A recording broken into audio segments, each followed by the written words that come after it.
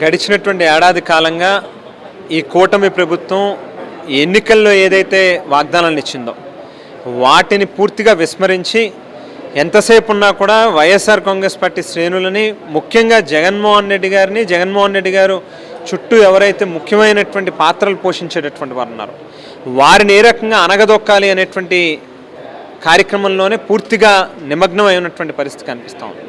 రాష్ట్ర ప్రజలందరూ కూడా గమనిస్తూ ఉన్నారు.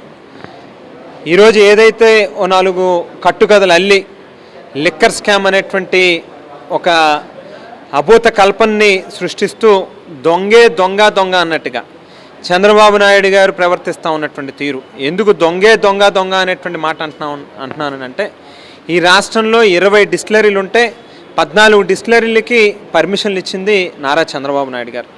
ప్రభుత్వం కంపెనీల దగ్గర నుంచి ఎంత ధరకి మద్యాన్ని కొనుగోలు చేయాలి అనేటువంటి ధరల్ని నిర్దేశించింది చంద్రబాబు నాయుడు గారి ప్రభుత్వం. డిస్టిలరీలకి అడ్వాన్స్ పేమెంట్స్ చేయడం అనేటువంటిది మొదలుపెట్టింది చంద్రబాబు నాయుడు గారి ప్రభుత్వం. డిస్టిలరీల దగ్గర నుంచి మొదలుపెట్టి ఆఖరి కింద వైన్ షాపుల వరకు కూడా అన్ని ప్రైవేటు వ్యక్తులతో మాఫియా నడిపినటువంటి కార్యక్రమం చంద్రబాబు నాయుడు గారు చేశారు. ఏదైతే ఒక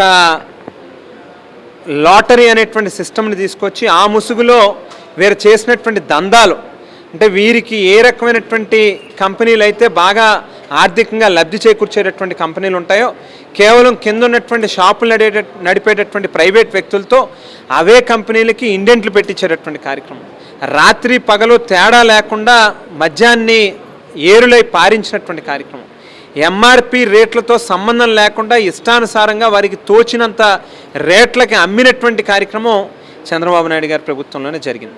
మరి వీటన్నిటికీ కూడా విరుద్ధంగా ప్రభుత్వంతో మద్యం షాపుల్ని నడిపి ఏదైతే అన్ని డిస్టిలరీలకి కూడా సమానంగా అడ్వాన్సులు ఇవ్వకుండా ప్రభుత్వానికి అవసరమైనటువంటి మద్యాన్ని సమానంగా అన్ని డిస్టిలరీలకి కూడా అవకాశాన్ని కల్పిస్తూ అవేళ కొనుగోలు చేయడమే కాకుండా ఎక్కడా కూడా అవినీతి అనేటువంటి దానికి స్కోప్ లేకుండా క్యూఆర్ కోడ్ని తీసుకుని వచ్చినటువంటి కార్యక్రమం జగన్మోహన్ రెడ్డి గారు చేస్తే ఏదైతే మద్యం యొక్క విక్రయాలని తగ్గించి ప్రభుత్వం యొక్క ఆదాయాన్ని పెంచాలి అంటే కంపెనీలకు సంబంధించినటువంటి రేట్లను ఎక్కడా కూడా మార్పులు చేయాలి. చంద్రబాబు నాయుడు గారు ఏ రేట్లను అయితే తీసుకొచ్చారో వాటినే అనుసరిస్తూ కేవలం పన్నులను మాత్రం పెంచి ఎవరైతే కన్జ్యూమర్స్ ఉంటారో వారికి మద్యాన్ని దూరం చేయాలి రేట్లను పెంచడం ద్వారా.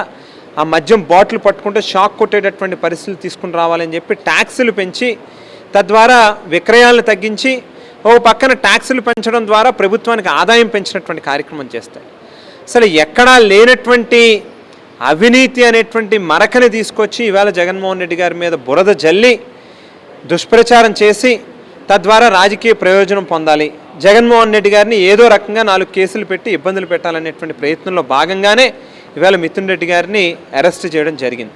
కానీ ఒక్కటి చంద్రబాబు నాయుడు గారు కానీ లోకేష్ గారు కానీ గుర్తుపెట్టుకోవాల్సినటువంటి విషయం ఏంటంటే ఇవాళ ఏదైతే ఏదో రకంగా మీరు జగన్మోహన్ రెడ్డి గారిని అణచివేయాలి అనేటువంటి ప్రయత్నం చేస్తూ ఉన్నారో అది మీరు కాదు కదా, మీ తాతలు దిగొచ్చినా కూడా మీ తరం కాదు అనేటువంటి విషయాన్ని మాత్రం దయచేసి గుర్తుపెట్టుకోండి.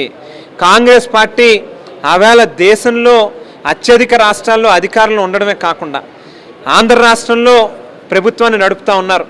కేంద్రంలో ఆవేళ మోస్ట్ పవర్ఫుల్ గవర్నమెంట్ కింద సోనియా గాంధీ గారే అధికారంలో ఉన్నటువంటి సమయంలో ఆవేళ ఆవిడనే లెక్క చేయకుండా ప్రజల పక్షాన్ని నిలిచినటువంటి వ్యక్తి జగన్మోహన్ రెడ్డి గారు.